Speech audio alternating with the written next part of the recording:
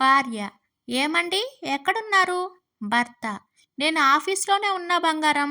చాలా వర్క్ ఉంది. నీకు తర్వాత కాల్ చేయనా?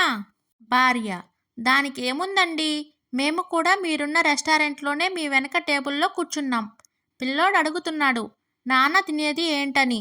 అదేంటో చెప్పండి కొంచెం. భార్య: ఏమండి, హిప్నటైజ్ అంటే ఏంటో తెలుసా? భర్త: తెలీదు, ఏంటి? భార్య: ఒక మనిషిని మన ఆధీనంలోకి తీసుకుని మనం చెప్పినట్లు వినేలా చేయడం. భర్త: నాన్సెన్స్, దాన్ని పెళ్ళి అంటారుగా. విజయ్: అరే కిరణ్, మన చందుకి పెళ్లి సెట్ అయింది కదా, బ్యాచిలర్ పార్టీ ఇచ్చాడా? కిరణ్: లేదు, ఆ ఊసే ఎత్తలేదు.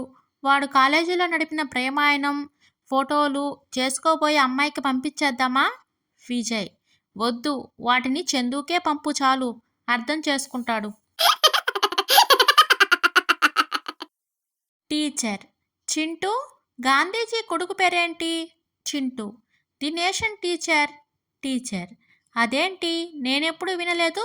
చింటూ: నేను విన్నాను teacher, Gandhiji father of the nation అంటారుగా. టీచర్: అరే, అది ఫాదర్ ఆఫ్ ది నేషన్ కాదురా, ఫాదర్ ఆఫ్ ది నేషన్.